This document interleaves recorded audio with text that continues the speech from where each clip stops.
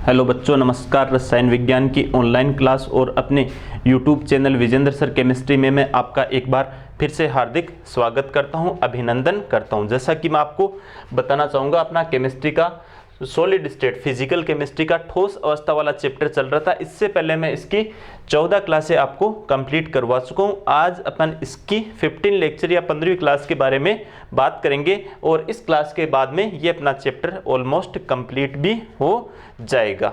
तो मैं थोड़ा सा इससे पहले वाली क्लास के बारे में आपसे बात करना चाहूँगा। ये जो इसका 14 लेक्चर था, इसमें अपन पढ़ रहे थे ठोस पदार्थों की अपूर्णताओं के बारे में या अपन त्रुटियों के बारे में पढ़ रहे थे।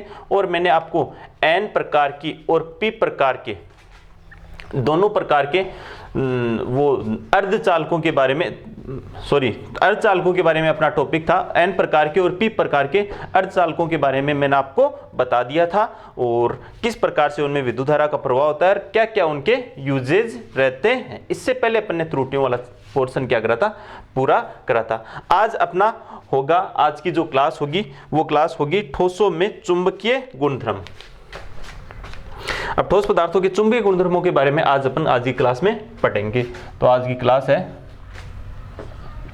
ठोसों में चुंबकीय गुणधर्म।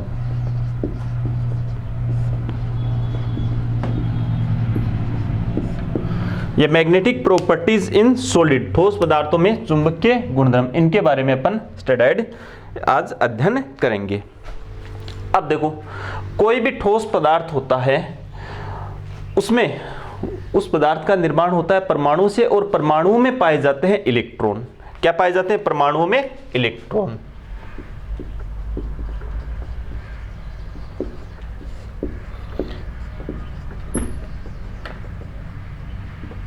इलेक्ट्रॉन, और ये इलेक्ट्रॉन क्या है? एक आवेशित कण है। इलेक्ट्रॉन क्या है? इलेक्ट्रॉन कैसे कण होते हैं? आवेशित कण होते हैं, अर्थात इनके ऊपर कोई ना कोई क्या रहता है? चार्ज रहता है। और कोई भी चार्ज पार्टिकल जब मूवमेंट करता है तो एक विद्युत क्षेत्र के साथ कौन सा क्षेत्र उत्पन्न करता है? चुंबकीय क्षेत्र भी उत्पन्न करता है। दोनों एक दूसरे के क्या रहते हैं? परपेंडिकुलर रहते हैं। अपन को पता है परमाणु में जो इलेक्ट्रॉन होते हैं वो नाभिक के चारों ओर क्या करते हैं? राउंडेड गति करते हैं अपने ऑर्बिट में या अपनी कक्षाओं में। तो कोई भी चार्ज पार्टिकल जब मूवमेंट करता है, गति करता है, तो अपने साथ कौन सा क्षेत्र प्रोड्यूस करता है? चुंबकीय क्षेत्र भी प्रोड्यूस करता है। तो प्रत्येक इलेक्ट्रॉन सूक्ष्म चुंबकीय क्षेत्र उत्पन्न करता है। तो प्रत्येक इलेक्ट्रॉन को अपन क्या मान सकते हैं? सूक्ष्म चुंबक या छड़ चुंबक की भांति मान सकते हैं। तो मैं क्या कह रहा हूं? प्रत्येक इलेक्ट्रॉन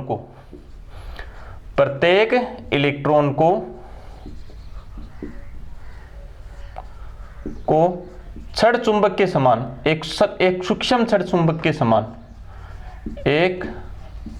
प्रत्येक इलेक्ट्रॉन एक सूक्ष्म छड़ चुंबक के समान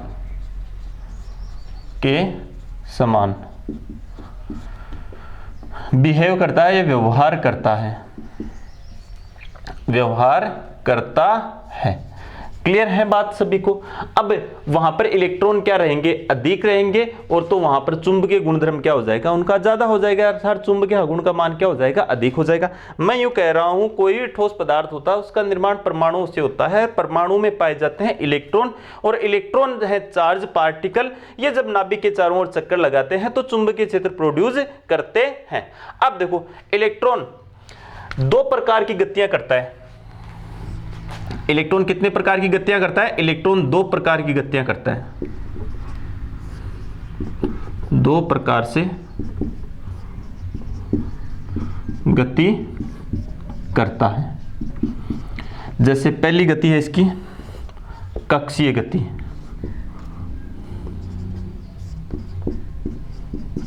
और इस कक्षीय गति के कारण उत्पन्न होने वाला चुंबकीय आघूर्ण कौन सा चुंबकीय आघूर्ण कहलाता है? इस गति के कारण उत्पन्न होने वाला चुंबकीय आघूर्ण कक्षीय चुंबकीय आघूर्ण। इसको कक्षीय चुंबकीय आघूर्ण भी कहते हैं। कक्षीय चुंबकीय आघूर्ण।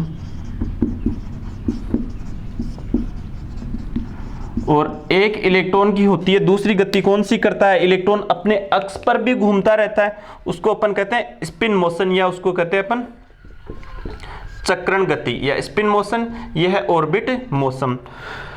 इसके कारण उत्पन्न होने वाला चुंबकीय आघूर्ण क्या कहलाएगा, चक्रण चुंबकीय आघूर्ण कहलाएगा, चक्रण चुंबकीय आघूर्ण, अर्थात इलेक्ट्रॉन की कक्षीय गति के कारण चक्रण, ये चक्रण चुंबकीय आघूर्ण होगा। यहां पर मेरा कहने का मतलब ये है इलेक्ट्रॉन है वो नाभिक के चारों ओर परमाणु में चक्कर भी लगाता है, वो तो कौन सी हो जाती है उसकी कक्षीय गति, और कक्षा में गति करता है। जब अपने अक्ष पर स्पिन करता है, रोटेट करता है, तो उसकी कौन सी गति हो जाती है, चक्रण गति। तो कक्षीय गति के कारण कक्षीय चुंबकीय आघूर्ण उत्पन्न होता है और चक्रण गति के कारण चक्रण चुंबकीय आघूर्ण होता है।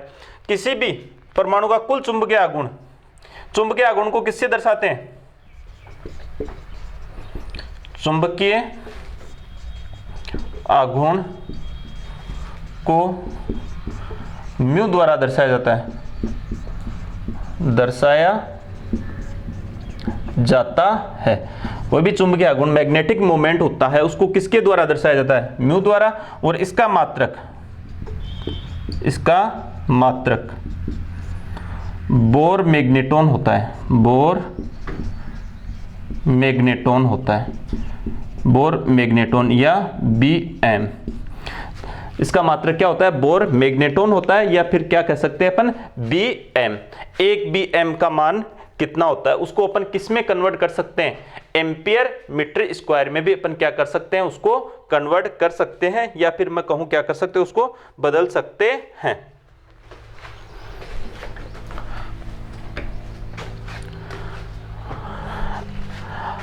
अब देखो मैं एक बार फिर से कक्षीय गति की बात कर रहा हूं। जैसे कोई भी कक्षीय गति, जैसे ये परमाणु का नाभिक, और नाभिक के चारों ओर जब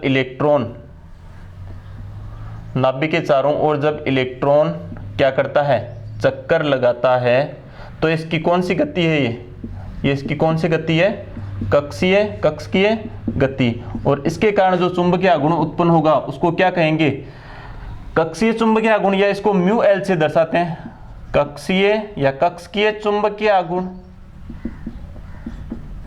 चुंबकीय आघूर्ण। और इसको किसके द्वारा दर्शाए जाते हैं, म्यू एल द्वारा।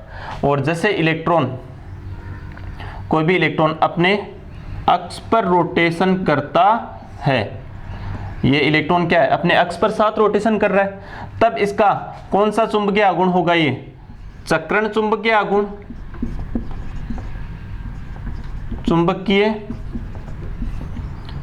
ये कौन सी चक्रण गति है, ये स्पिन मोशन।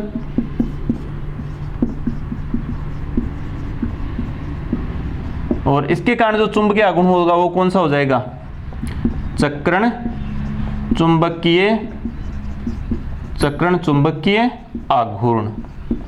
इसको अपन दर्शाते हैं म्यू एस से। कुल चुंबकीय आघूर्ण क्या होता है, म्यू कुल होता है कक्षीय चुंबकीय आघूर्ण प्लस कक्षीय चुंबकीय आघूर्ण म्यू एल प्लस चक्रण चुंबकीय आघूर्ण, ये होता है म्यू एस।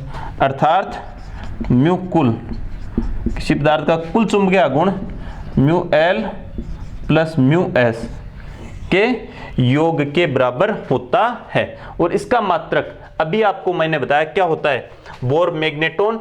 एक बोर मैग्नेटोन बराबर होता है 9.27 into 10⁻⁻24 ampere metre square.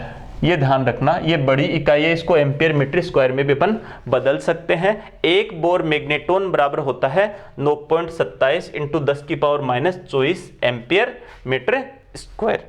Clear हुई ये बात सभी को। इस प्रकार से पदार्थों में क्या उत्पन्न होता है, मैग्नेटिक मूवमेंट या चुंबकीय आघूर्ण उत्पन्न होता है। एक बार मैं फिर से आपको बताता हूं, कोई भी ठोस पदार्थ परमाणु से बना होता है। परमाणु में पाए जाते हैं इलेक्ट्रॉन, और इलेक्ट्रॉन हैं वो गति करते हैं और चुंबकीय क्षेत्र उत्पन्न करते हैं। कौन? इलेक्ट्रॉन। तो प्रत्येक इलेक्ट्रॉन को अपन क्या मान सकते हैं? एक सूक्ष्म छड़ चुंबक मान सकते हैं।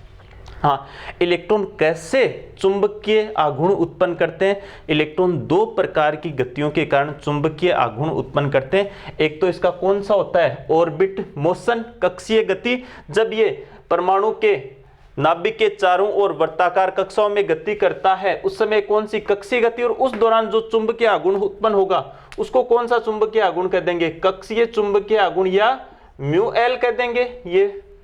और जब ये अपने अक्ष पर चक्रण करता है, अपने अक्ष पर, कहां पर कर रहा है? जब ये अपने अक्ष पर चक्रण करता है तो ये गति कौन सी? स्पिन मोशन या चक्रण गति। और इसके फलस्वरूप जो चुंबकीय आघूर्ण उत्पन्न होगा उसको अपन कहते हैं चक्रण चुंबकीय आघूर्ण या म्यू एस। कुल चुंबकीय आघूर्ण क्या? चुंबकीय आघूर्ण को म्यू द्वारा दर्शाते हैं। कुल चुंबकीय आघूर्ण क्या होता है? कक्षीय चुंबकीय आघूर्ण प्लस चक्रण चुंबकीय आघूर्ण का योग, ये है म्यू। कुल चुंबकीय आघूर्ण का मात्रक, म्यू का मात्रक क्या होता है? Bore magneton. ये बड़ी इकाई है, इसको एम्पियर मीटर स्क्वायर में इस प्रकार से कन्वर्ट किया जा सकता है। ये चीज क्लियर है। अब ठोस पदार्थों को उनके चुंबकीय गुणों के आधार पर 5 श्रेणियों में विभाजित किया है। उन 5 श्रेणियों के बारे में अपन एक एक करके पढ़ते हैं। तो ये चीज सबको क्या हुई? यहां पर क्लियर हुई।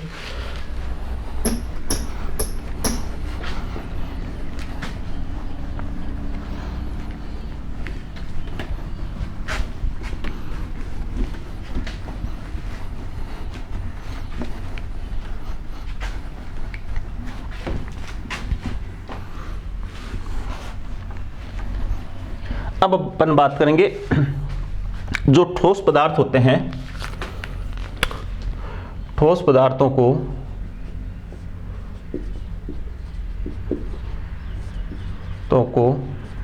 उनके चुंबकीय गुणधर्मों के आधार पर,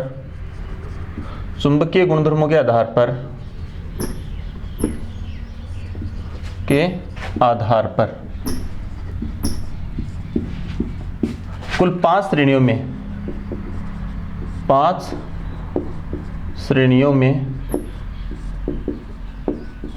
विभाजित किया गया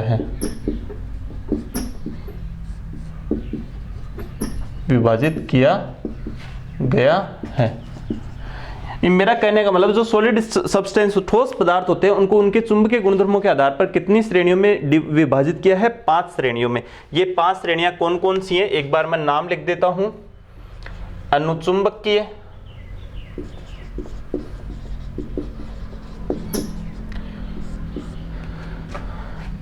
पैरामैग्नेटिक,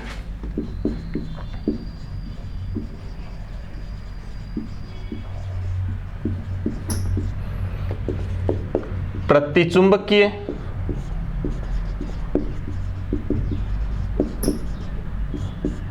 डायामैग्नेटिक,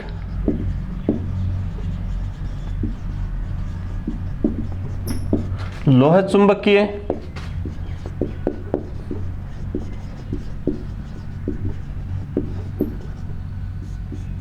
फेरोमैग्नेटिक,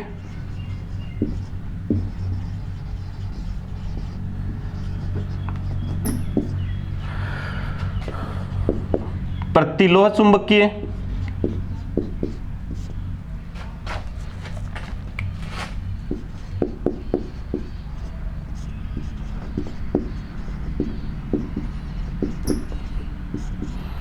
और एक है फेरीमैग्नेटिक।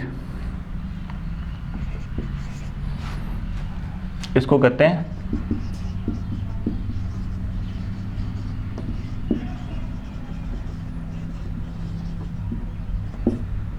एक है फेरी चुंबकीय।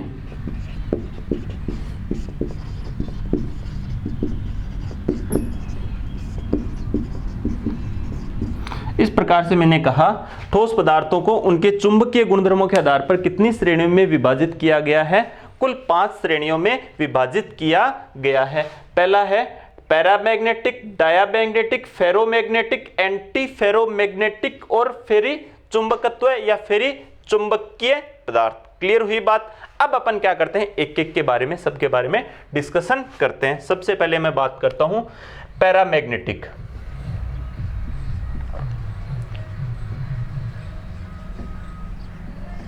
पैरामैग्नेटिक या इनको क्या कहते हैं, अनुचुंबकीय। अनुचुंबकीय अनुचुंबकीय पदार्थ कौन से होते हैं अनुचुंबकीय पदार्थ? वे पदार्थ जिनमें स्थायी चुंबकीय द्विध्रुव पाया जाता है और चुंबकीय बल रेखाओं को अपनी ओर आकर्षित करते हैं। एग्जैक्ट लाइन तो कौन सी होगी इनकी, कि वे पदार्थ जो चुंबकीय बल रेखाओं को अपनी ओर आकर्षित करते हैं, कौन से पदार्थ कहलाएंगे? पैरामैग्नेटिक, या फिर मैं कहूं कौन से पदार्थ कहलाते हैं? अनुचुंबकीय पदार्थ कहलाते हैं। एक नोट डाउन ध्यान रखना, अनुचुंबकीय पदार्थों में कम से कम एक एगमित इलेक्ट्रॉन भी पाया जाता है। तो किसे कहेंगे अनुचुंबकीय पदार्थ? वे पदार्थ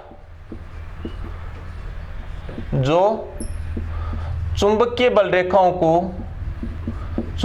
रेखाओं को अपनी ओर आकर्षित करते हैं, अपनी ओर आकर्षित करते हैं तथा जिनमें कम से कम एक एगमित इलेक्ट्रॉन पाया जाता है। क्या कहलाते हैं? अनुचुंबकीय पदार्थ कहलाते हैं। बता सकते हैं सभी। इनमें स्थायी द्विध्रुव पाया जाता है। क्या पाया जाता है इनमें? स्थायी द्विध्रुव पाया जाता है। क्या पाया जाता है इनमें? स्थायी द्विध्रुव। देखो इनके बारे में क्या है, जब इनको चुंबकीय क्षेत्र में रखा जाता है तो चुंबकीय बल रेखाओं को क्या करते हैं? अपनी ओर आकर्षित करते हैं और इनमें कम से कम एक एगमित इलेक्ट्रॉन इनमें पाया जाता है। स्थायी चुंबकीय द्विध्रुव पाया जाता है। कौन से पदार्थ कहलाते हैं? पैरामैग्नेटिक या अनुचुंबकीय पदार्थ कहलाते हैं। अब इनके बात करते हैं अपन, जैसे एग्जाम्पल, इनके उदाहरण कौन कौन से हैं? जैसे मैं बात करूं Cu2+, जैसे CuO, जैसे O2 की बात करूं, जैसे VO2 की बात करूं, ये सभी के सभी पदार्थ कैसे पदार्थ हैं? सभी पदार्थ अनुचुंबकीय पदार्थ हैं जिनमें कम से कम एक एगमित इलेक्ट्रॉन पाया जाता है। इनको चुंबकीय क्षेत्र में रखते हैं तो ये चुंबकीय बल रेखाओं को अपनी ओर क्या करते हैं? आकर्षित करते हैं। तो क्लियर हुई ये चीज सभी को। ऐसे पदार्थों को ही अपन कौन से पदार्थ कहते हैं? अनुचुंबकीय पदार्थ कहते हैं। ओके, अब अपन बात करते हैं दूसरे सब्सटेंस। दूसरे कौन से हैं? डायामैग्नेटिक,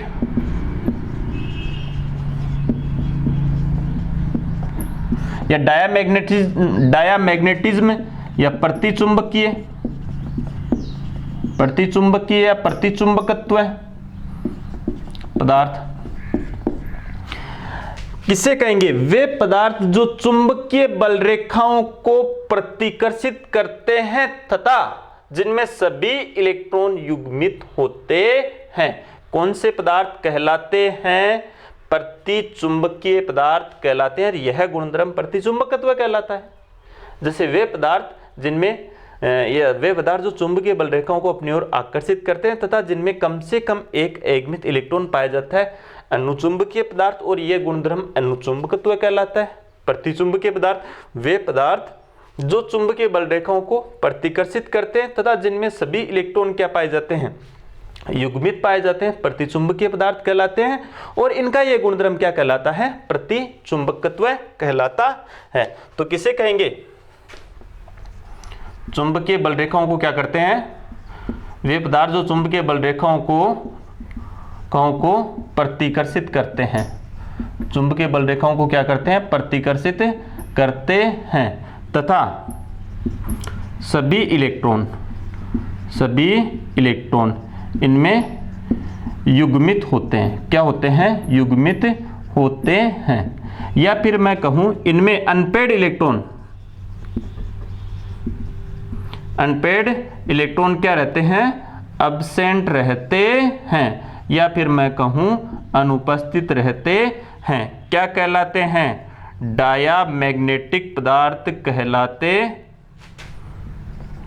एक सब्सटेंस कहलाते हैं, प्रतिचुंबकीय पदार्थ कहलाते हैं। और इनके उदाहरण की बात करूं तो इनका उदाहरण हो जाएगा जैसे NaCl, C6H6, जैसे H2। ये सभी के सभी पदार्थ कैसे हैं, प्रतिचुंबकीय पदार्थ बोल सकते हैं, या फिर क्या बोल सकते हैं इनको, डायामैग्नेटिक सब्सटेंस अपन इनको बोल सकते हैं। तो ये दोनों सब्सटेंस आपको क्या होनी चाहिए, सबको क्लियर रहने चाहिए। अब अपन तीसरे पदार्थों की बात करते हैं। तीसरे पदार्थ हैं लोह चुंबकीय पदार्थ, इनके बारे में बात करते हैं अपन।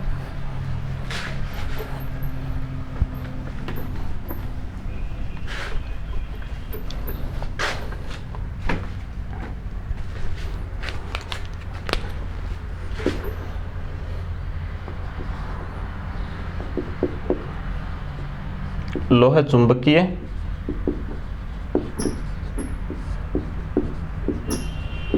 पदार्थ, इनको क्या कहते हैं, फेरोमैग्नेटिक सब्सटेंस कहते हैं या फेरोमैग्नेटिज्म कहते हैं। लोह चुंबकीय पदार्थ किसे कहेंगे, लोह चुंबकीय पदार्थ वे पदार्थ जो चुंबकीय क्षेत्र को या चुंबकीय बल रेखाओं को प्रबलता से अपनी ओर आकर्षित करते हैं, क्लियर, तथा जिन्हें एक बार चुंबकीय क्षेत्र में रख दिया जाता है तो उनमें स्थायी चुंबकत्व आ जाता है। मेरा कहने का मतलब यहां पर यह है, जब लोह चुंबकीय पदार्थों को एक बार चुंबकीय क्षेत्र में रख ले अपन और फिर चुंबकीय क्षेत्र को हटा दें तो उनमें स्थायी चुंबकत्व आ जाता है, अर्थात उनका चुंबकत्व नष्ट नहीं होता।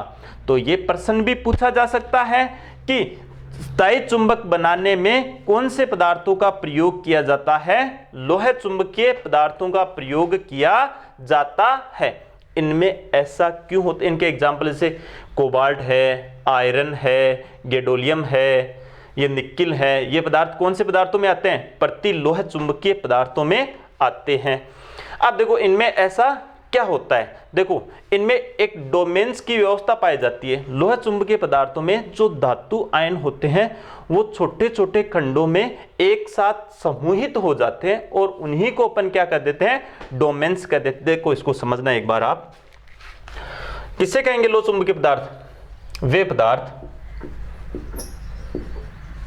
जो चुंबकीय बल रेखाओं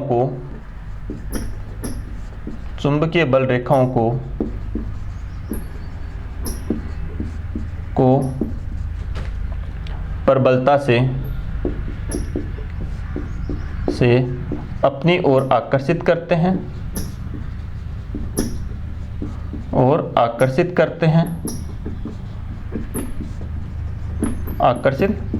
हैं तथा जिन्हें एक बार चुंबकीय क्षेत्र में रख दिया जाता है तो उनमें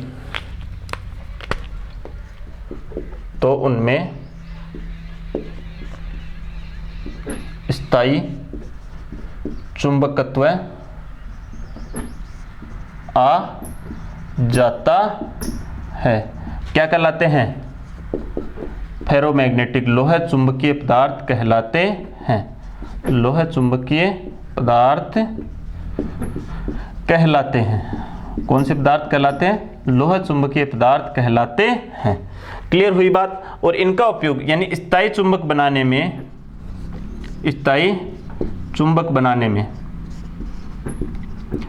में लोह चुंबकीय पदार्थों का ही प्रयोग किया जाता है।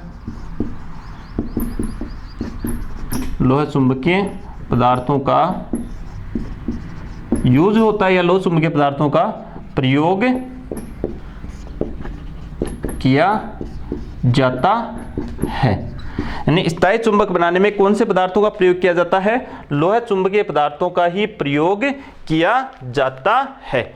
क्यों किया जाता है? अभी आपको मैंने इसके बारे में बताया। क्योंकि लोह चुंबकीय पदार्थों को एक बार चुंबकीय क्षेत्र में रख दिया जाता है और फिर अपन चुंबकीय क्षेत्र को हटा लेते हैं तो उन लोह चुंबकीय पदार्थों का जो चुंबकत्व का गुण है वो समाप्त नहीं होता है, अर्थात उनमें स्थायी चुंबकत्व आ जाता है। इसी कारण अपन लोह चुंबकीय पदार्थों का प्रयोग किसमें करते हैं? स्थायी चुंबक बनाने में करते हैं। इनके एग्जाम्पल की बात हुई, जैसे आयरन है, जैसे कोबाल्ट है, जैसे निकिल है, जैसे गैडोलियम है। ये कौन से पदार्थ हैं? ये सभी लोह चुंबकीय पदार्थ हैं। कैसे हैं? लोह चुंबकीय पदार्थ। लोह चुंबकीय पदार्थ कौन से पदार्थ हैं? ये लोह चुंबकीय पदार्थ। फिर मैंने बताया इनमें डोमेन्स के बारे में बताया। डोमेन क्या होते हैं लोह चुंबकीय पदार्थों में? इनमें धातु आयन छोटे छोटे खंडों के रूप में, छोटे खंडों के रूप में एक साथ समूहित होते हैं, समूहित होते हैं, जिन्हें क्या कहा जाता है? जिन्हें अपन क्या कहते हैं? जिन्हें डोमेन कहते हैं। देखना, इनमें जो धातु आयन होते हैं वो छोटे छोटे खंडों में समूह के रूप में पाए जाते हैं, उन्हें ही क्या कहते हैं? अपन डोमेन कहते हैं। देखो इसमें ये सबने नोट डाउन कर लिया। अब मैं इसको क्लियर करता हूं, उसके बाद में इसको यहाँ पे थोड़ा एक्सप्लेन करता हूं मैं।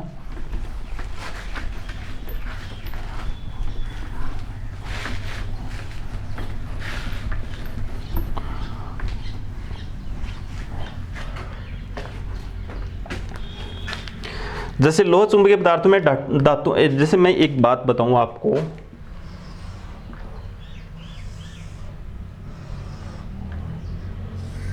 जैसे ये डोमेन है,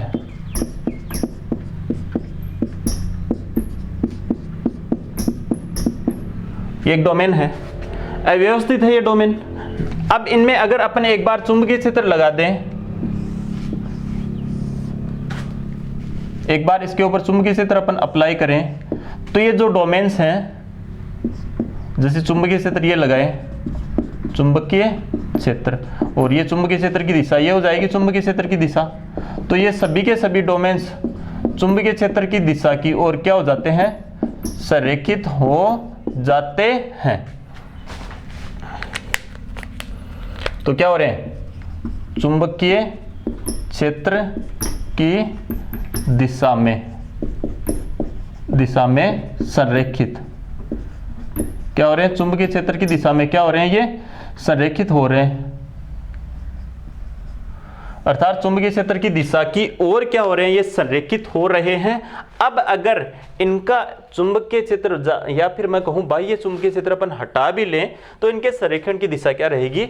यही रहेगी, अर्थात इनमें स्थायी चुंबकत्व आ जाएगा। यहाँ पर डोमेन एक दूसरे के विपरीत दिशा में स्थित है, यानी अव्यवस्थित है, चुंबकीय आघूर्ण को क्या कर देते हैं? निरस्त कर देते हैं। यहाँ पर सभी एक ही दिशा में संरेखित हो गए, सभी के चुंबकीय आघूर्णों का क्या हो जाएगा? योग हो जाएगा और इनमें स्थायी चुंबकत्व आ जाएगा। तो आपको पूछे लोह चुंबकीय पदार्थ कौन से होते हैं, तो डोमेन्स की दिशा क्या रहनी चाहिए? उनमें एक समान रहनी चाहिए।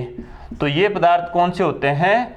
ये पदार्थ, ऐसी व्यवस्था वाले पदार्थ कौन से पदार्थ होते हैं? लोह चुंबकीय पदार्थ होते हैं। कौन से पदार्थ होते हैं? लोह चुंबकीय पदार्थ होते हैं। क्लियर हुई ये बात? सभी को बता सकते हो लोह चुंबकीय पदार्थों के बारे में। अब अपन बात करते हैं प्रतिलोह चुंबकीय पदार्थों के बारे में। कौन से पदार्थों के बारे में? प्रतिलोह चुंबकीय पदार्थ।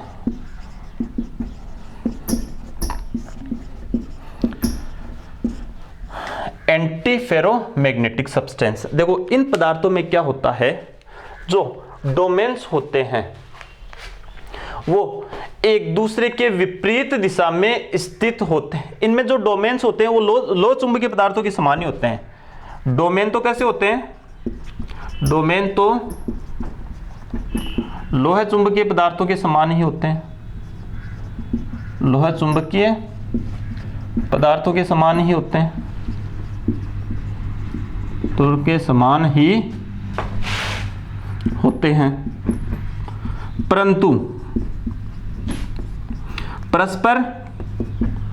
परस्पर विपरीत दिशा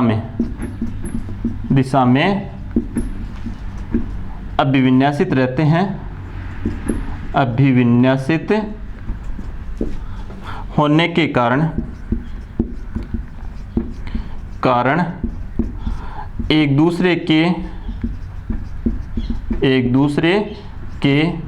चुंबकीय आघूर्ण को क्या कर देते हैं, एक दूसरे के चुंबकीय आघूर्ण को निरस्त कर देते हैं। क्या कर देते हैं, एक दूसरे के चुंबकीय आघूर्ण को निरस्त कर देते हैं।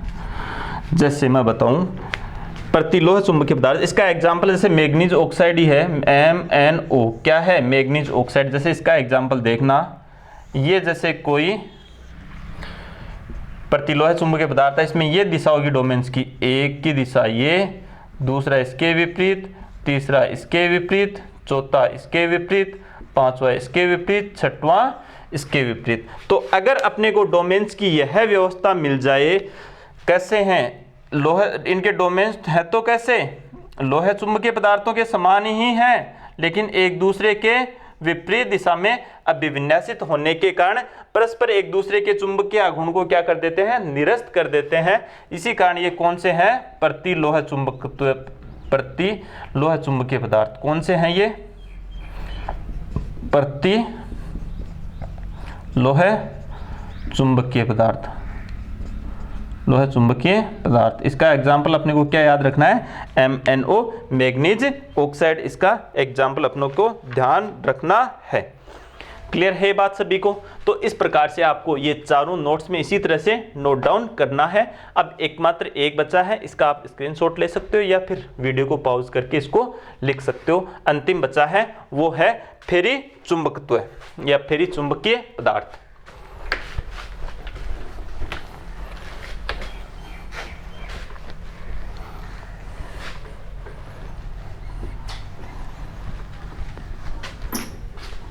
फेरी चुंबकीय पदार्थों के बारे में अब अपन इसमें बात करते हैं। पांचवा है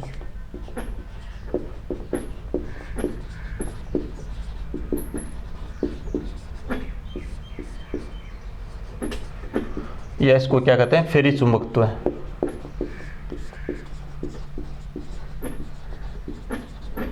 क्या कहते हैं इसको, फेरी चुंबकत्व। अब देखो फेरी चुंबकत्व क्या होता है, इसमें क्या होते हैं, डोमेन्स वही होते हैं, समानांतर और प्रति समानांतर संरेखित होते हैं। इनमें डोमेन समानांतर एवं प्रति समानांतर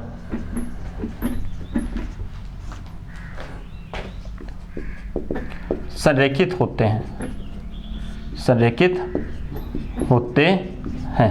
कैसे, इसको देखना आप, जो डोमेन्स होते हैं इनमें वो समानांतर और कैसे स्थित होते हैं, प्रति समानांतर। ऐसे ये कैसे हैं, समानांतर और प्रति समानांतर। कैसे डोमेन्स हैं, समानांतर एंड प्रति समानांतर।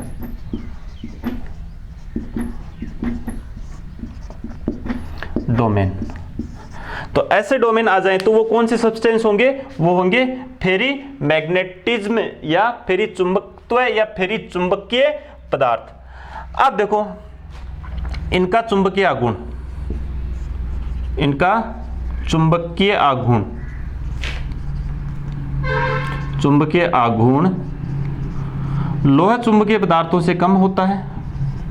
लोह चुंबकीय पदार्थों से क्या होता है, पदार्थों से तो कम होता है, कम होता है, परंतु अनुचुंबकीय पदार्थों से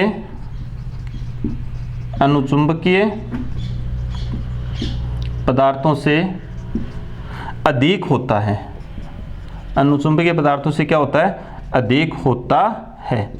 और गर्म करने पर चुंबकत्व समाप्त होता है। गर्म करने पर चुंबकत्व का गुण क्या होता है? समाप्त। यानी ताप बढ़ाने पर चुंबकत्व का गुण क्या होता है? कम होता है। इन्हें गर्म करने पर ये अनुचुंबकीय पदार्थों के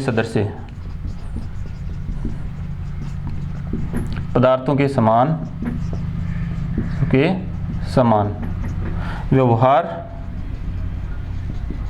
करने लगते हैं। इनका एग्जाम्पल जैसे Fe3O4, कुछ फेराइट हैं,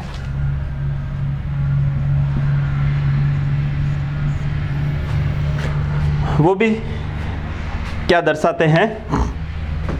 फेरी चुंबकत्व या फेरी चुंबकत्व के गुणधर्म दर्शाते हैं। तो इसमें मैंने आपको बताया इनमें डोमेन्स की व्यवस्था क्या होती है? समानांतर और प्रति समानांतर डोमेन्स की व्यवस्था होती है।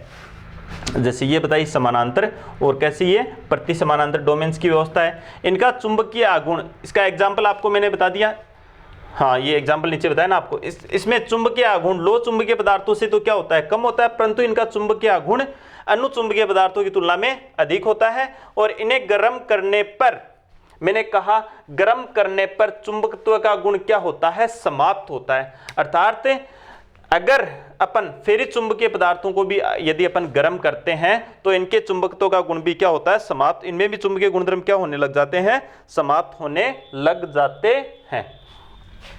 और ये किसके समान व्यवहार करने लग जाते हैं? अनुचुंबकीय पदार्थों के समान व्यवहार करने लग जाते हैं। इसका एग्जाम्पल बताया जैसे Fe2O4, कुछ फेराइट भी होते हैं, वो भी इसी तरह का व्यवहार दर्शाते हैं। जैसे फेराइट का फॉर्मूला मैं लिखूं यहाँ पर, Mn Fe2O4। Mn की जगह क्या हो सकता है? मैग्नीशियम हो सकता है और जिंक 2+। ये क्या होते हैं? एक फेराइट का सामान्य फॉर्मूला होता है। इस प्रकार से ये चैप्टर आपका क्या हो जाता है? यहाँ पर पूरा कंप्लीट हो जाता है। ये आपके सभी चुंबकीय पदार्थ यहाँ पर क्या हो गए? कंप्लीट हो गए। चुंबकीय गुणधर्मों के आधार पर पदार्थों को कितने भागों में बांटा है? टोटल 5 भागों में बांटा है। पहले कौन से पदार्थ हैं?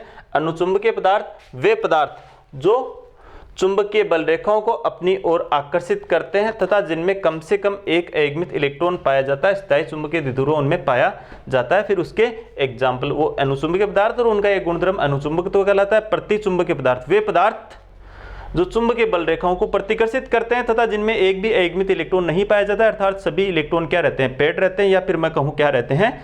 युग्मित रहते हैं। प्रतिचुंबकीय पदार्थ और उनका एक गुणधर्म प्रतिचुंबकत्व कहलाता है। फिर उनके एग्जाम्पल लोह चुंबकीय पदार्थ, वे पदार्थ जो चुंबकीय बल रेखाओं को प्रबलता से या प्रबल बल से अपनी ओर क्या करते हैं? अट्रैक्ट करते हैं या आकर्षित करते हैं, तथा जिन्हें एक बार चुंबकीय क्षेत्र में रखा जाए तो उनमें परमानेंट चुंबकत्व आ जाता है, लो चुंबकीय पदार्थ कहलाते हैं।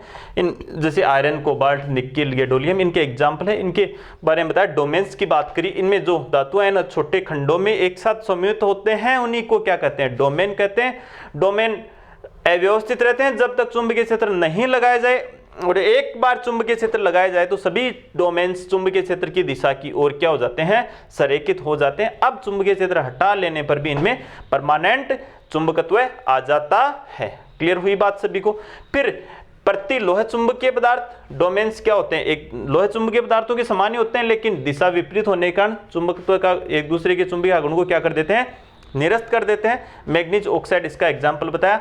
और फेरी चुंबकत्व या फेरी चुंबकीय पदार्थ वही डोमेन समानांतर प्रति समानांतर संरेखित होते हैं। चुंबकत्व या चुंबकीय गुण लो चुंबकीय पदार्थों से कम, अनुचुंबकीय पदार्थों से अधिक होता है, और गर्म करने पर चुंबकत्व का गुण कम होता है, अर्थात इन्हें गर्म करने पर अनुचुंबकीय पदार्थों के समान व्यवहार करने लग जाते हैं। इसका एग्जांपल मैग्नेटाइट Fe3O4 और कुछ फेराइट भी आपको मैंने बताया। फेराइट का सामान्य फॉर्मूला MFe2O4 होता है, M के स्थान पर मैग्नीशियम आ सकता है, जिंक आ सकता है, कॉपर आ सकता है। ये सभी के सभी क्या थे, आपके चुंबकीय पदार्थों के गुणधर्मों के आधार पर ठोस पदार्थ कितने श्रेणियों में विभाजित किए गए थे, कुल 5 श्रेणी में, वो टोटल 5 श्रेणियां ये हैं। क्लियर। अब अपन बात करते हैं, इसका एक अंतिम टॉपिक बचा है पैरा विद्युतता, पायरो इलेक्ट्रिसिटी। इसको आपको नोट्स में इसी तरह से क्या करना है, नोट डाउन करना है, या फिर मैं कहूं उतारना है।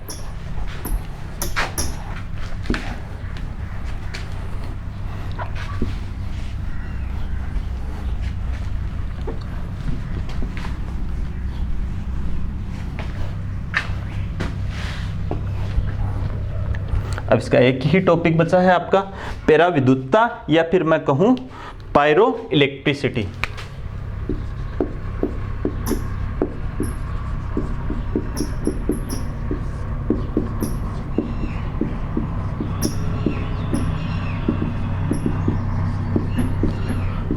पैरा विद्युतता,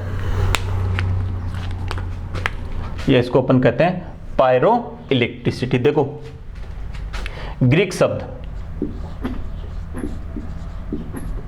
क्या होता है, पायरो, आरो का शाब्दिक अर्थ होता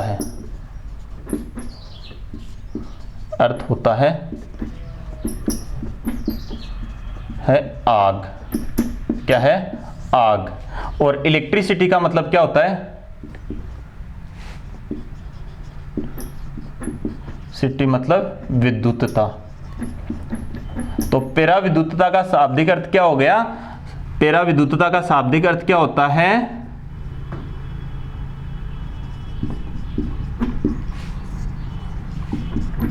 शाब्दिक अर्थ है आग से विद्युतता, आग से विद्युत या विद्युतता। पायरो इलेक्ट्रिसिटी का शाब्दिक अर्थ क्या होता है, आग से विद्युतता। देखो क्या होता है, कुछ क्रिस्टलीय ठोसों में या कुछ क्रिस्टलीय पदार्थों में प्राकृतिक रूप से ध्रुवता पाई जाती है, जिसके कारण वो उच्च अस्थायी वोल्टता उत्पन्न करते हैं। कौन से पदार्थ, कुछ क्रिस्टलीय पदार्थों में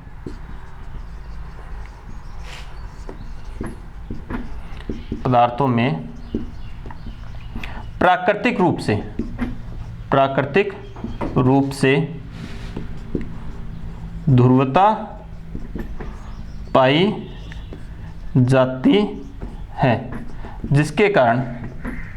है, जिसके कारण वे उच्च अस्थायी वोल्टता उत्पन्न करते हैं। यही क्या है, यही पायरो इलेक्ट्रिसिटी है। यानी अगर किसी क्रिस्टल में पोलैरिटी कहूं या फिर मैं कहूं ध्रुवता उत्पन्न हो गई, तो वो क्या है, पायरो इलेक्ट्रिसिटी। अब वो ध्रुवता अपन कैसे भी उत्पन्न कर सकते हैं, क्रिस्टल को तेजी से गर्म करके, ठंडा करके, अर्थात ताप में परिवर्तन करके। तो उसमें क्या उत्पन्न हो जाएगी, अस्थायी वोल्टता उत्पन्न हो जाएगी, अस्थायी उच्च वोल्टता। और उसी वोल्टता को अपन क्या कह रहे हैं, उसी वोल्टता को किस नाम से जान रहे हैं, यहां पर पायरो इलेक्ट्रिसिटी के नाम से जान रहे हैं, या फिर पैरा विद्युतता के नाम से जान रहे हैं। जैसे इसका बेस्ट एग्जांपल है गैलियम नाइट्राइड, ये अपने को ध्यान रखना है। इसमें क्या पाई जाती है, पायरो इलेक्ट्रिसिटी पाई जाती है, या फिर मैं कहूं पैरा विद्युतता पाई जाती है। क्लियर है। तो किसे कहेंगे पैरा विद्युतता, जैसे कुछ क्रिस्टलीय पदार्थों में प्राकृतिक रूप से ध्रुवता पाई जाती है, जिसके कारण उनमें उच्च अस्थायी वोल्टता उत्पन्न हो जाती है। देखो उच्च अस्थायी वोल्टता, प्राकृतिक ध्रुवता यानी ध्रुवता के कारण उच्च अस्थायी वोल्टता उनमें उत्पन्न हो जाती है, और उसी को अपन क्या कह देते हैं, पैरा विद्युतता। जैसे कोई भी पदार्थ होता है, कोई भी क्रिस्टलीय पदार्थ होता है, या कोई भी ठोस होता है, ठोस के ताप परिवर्तन से उनके या उसके परमाणुओं की व्यवस्था बदल जाती है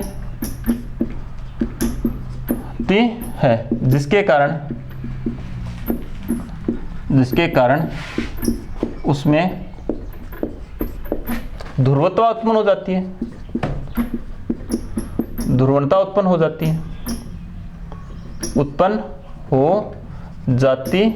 है और ध्रुवणता के फलस्वरूप उच्च अस्थायी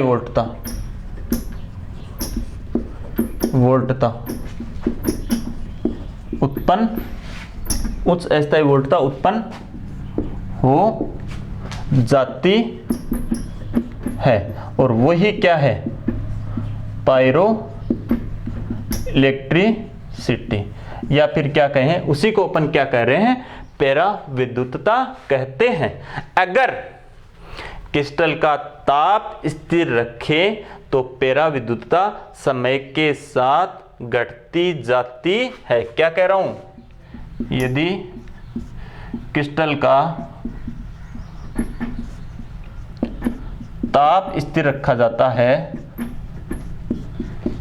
रखते हैं तो यह विद्युतता समय के साथ घटती जाती है। क्या होती जाती है, कम होती जाती है। क्या कारण है, आयनों के प्रवाह के कारण, इलेक्ट्रॉन के क्रिस्टल में गति करने के कारण और फिर मैं कह रहा हूं वोल्टमीटर द्वारा धारा लेने के या धारा चरण के कारण या वोल्टमीटर के द्वारा। इन तीन कारणों से ये क्या हो जाती है, समय के साथ पराविद्युतता या उच्च अस्थायी वोल्टता क्या हो जाती है, समाप्त हो जाती है। अब मैं यहां पर दो शब्द लिख रहा हूं, एक तो है पराविद्युतता और एक है ताप विद्युतता। देखो दोनों चीजें एक नहीं है। ताप विद्युतता में तो क्या होता है, तापांतर के कारण विद्युत धारा का प्रवाह होता है, यानी एक सिरे का ताप अधिक, एक सिरे का ताप कम, और ताप में अंतर होने के कारण ऊर्जा का क्या होता है, यहां पर प्रवाह होता है। और इसमें किसी भी प्रकार का कोई केमिकल चेंजेस, कोई परिवर्तन नहीं होता है तापांतर में या ताप विद्युतता में। क्लियर हुई बात। जबकि पराविद्युतता में क्या होता है, परमाणुओं की स्थिति चेंज होने के कारण ध्रुवणता उत्पन्न होती है। ध्रुवणता के कारण उच्च अस्थायी वोल्टता, एक व्यवस्था ही पूरी क्या हो गई, बदल गई। तो पराविद्युतता और ताप विद्युतता दोनों टर्म क्या है, सेपरेटली है, पृथक है, इनको अपन को मिक्स नहीं करना है। क्लियर हुई बात सभी को। अब अपन पराविद्युतता को एक त्रिभुज के 3 कॉर्नर के द्वारा समझते हैं और उसके साथ ही अपन एक पीजियो इलेक्ट्रिक प्रभाव के बारे में भी समझेंगे। तो एक त्रिभुज के 3 कॉर्नर लेते हैं अपन और उसके द्वारा अपन इसको समझते हैं। जैसे मैं यहां पर ऊपर ही बना देता हूं,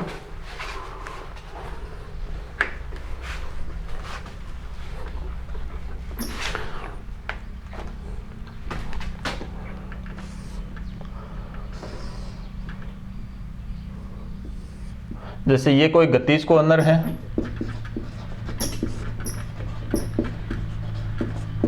ये तापीय कॉर्नर है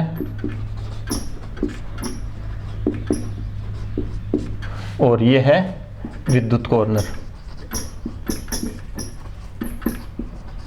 कौन सा कॉर्नर है, विद्युत कॉर्नर। तो इस त्रिभुज के 3 कॉर्नर के द्वारा अपन समझते हैं किसको, पराविद्युतता को। जैसे पराविद्युतता पायरो इलेक्ट्रिसिटी। यहां पर मैं बात करूं विद्युत कॉर्नर और तापीय कॉर्नर, कौन कौन से? विद्युत कॉर्नर और तापीय कॉर्नर मिलकर के कौन सा प्रभाव उत्पन्न करते हैं? अर्थात मैं कहूं विद्युत कॉर्नर या फिर मैं कहूं तापीय कॉर्नर और विद्युत कॉर्नर,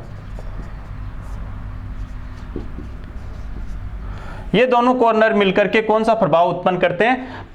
पायरो इलेक्ट्रिसिटी। अर्थात इनके द्वारा गतिज ऊर्जा उत्पन्न नहीं होती। तापीय कॉर्नर और विद्युत कॉर्नर इसमें सम्मिलित रहते हैं, इनमें गतिज ऊर्जा उत्पन्न नहीं होती। ये दोनों कॉर्नर ही कौन सा प्रभाव शो करते हैं?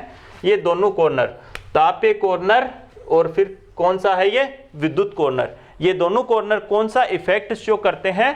पायरो इलेक्ट्रिसिटी या फिर मैं कहूं पेरा विद्युतता दर्शाते हैं। क्लियर हुई बात सभी को? अब बात करते हैं पीजियो इलेक्ट्रिक प्रभाव की। कौन से प्रभाव की बात करेंगे अपन? पीजियो इलेक्ट्रिक प्रभाव।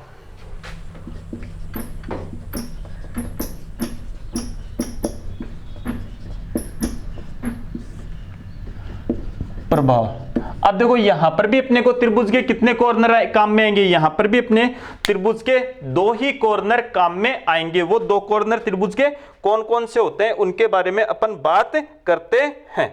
जैसे गतिज कॉर्नर और विद्युत कॉर्नर। इसको मैं थोड़ा सा यहीं पे लिख देता हूं, ये देखना आप।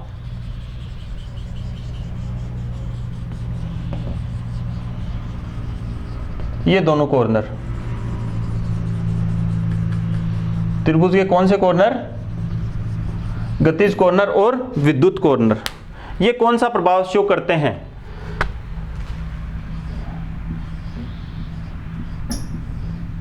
पीजियो इलेक्ट्रिक प्रभाव। और ये उष्मा ऊर्जा उत्पन्न नहीं करते, उष्मा ऊर्जा उत्पन्न नहीं करते, उष्मा ऊर्जा उत्पन्न नहीं करते हैं, नहीं करते हैं। क्लियर हुई बात? देखो दो प्रभाव में पायरो इलेक्ट्रिक प्रभाव, कौन कौन से कॉर्नर? तापीय कॉर्नर और विद्युत कॉर्नर कौन सा? पेरा विद्युतता प्रभाव उत्पन्न करते हैं तथा गतिज ऊर्जा ये उत्पन्न नहीं कर पाते हैं, अर्थात गतिज ऊर्जा वाला कॉर्नर इसमें सम्मिलित नहीं है। फिर मैंने कहा गतिज कॉर्नर और विद्युत कॉर्नर कौन सा प्रभाव शो करते हैं? पीजियो इलेक्ट्रिक प्रभाव शो करते हैं। और ये तापीय उष्मा या उष्मा ऊर्जा उत्पन्न ये नहीं करते हैं। इस प्रकार से अपन त्रिभुज के तीन कॉर्नर से भी इसको समझा सकते हैं।